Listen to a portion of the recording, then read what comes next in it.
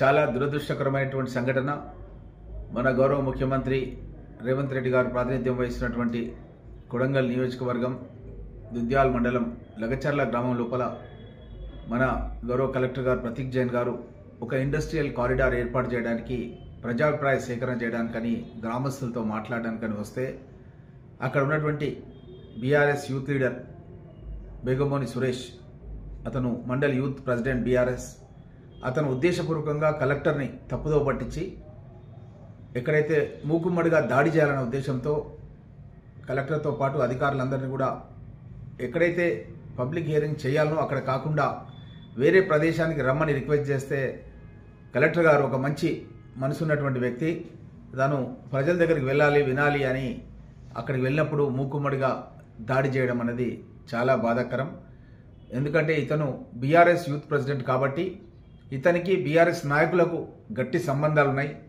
4 నెలల క్రితమే ఇతన్ని అపాయింట్మెంట్ చేసినారు బీఆర్ఎస్ యూత్ ప్రెసిడెంట్ కానీ మాకు సమాచారం ఉంది.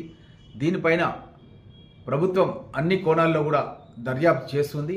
ఎవరైతే ఉద్దేశపూర్వకంగా అధికారులపైన దాడి చేసిర్రో వాళ్ళపైన కఠిన చర్యలు తీసుకోవాలని నేను ప్రభుత్వం దృష్టికి తీసుకొస్తున్నాను. ఎందుకంటే ఇది ఒక ఫార్మాసిటికల్ ఇండస్ట్రీయే కాదు, ఒక ఇండస్ట్రియల్ కారిడార్ ఏర్పాటు చేయాలనుకుంటుంది ప్రభుత్వం. అక్కడ ఒక 1000 కోట్ల రూపాయల పెట్టుబడితో అక్కడ వేలాది మందికి నిరుద్యోగులకు ఉద్యోగాలు ఇవ్వాలని చెప్పి అన్ని రకాల పరిశ్రమలు కూడా అక్కడికి తీసుకురావాలని చెప్పి గౌరవ ముఖ్యమంత్రి గారు కృషి చేస్తుంటే కొంతమంది బీఆర్ఎస్ నాయకులు పని గట్టుకొని ఈరోజు కేటీఆర్ కావచ్చు, హరీష్ రావు కావచ్చు, అభూత్వ కల్పనలు ప్రచార మాధ్యమాలలో ప్రచారం చేస్తూ వాళ్ళు ప్రభుత్వం పైన ఒక వ్యతిరేకత క్రియేట్ చేయడానికి ప్రయత్నం చేస్తున్న సందర్భం లోపల మన కాంగ్రెస్ పార్టీ నాయకులు కార్యకర్తలు అప్రమత్తతతో ఉండి ఎక్కడికక్కడ తిప్పికొట్టి వాస్తవాలను ప్రజల దృష్టికి తీసుకురావాలని చెప్పి తెలియజేస్తున్నాను. మీ రామ్మోహన్ రెడ్డి, వికారాబాద్ జిల్లా కాంగ్రెస్ పార్టీ అధ్యక్షుడు.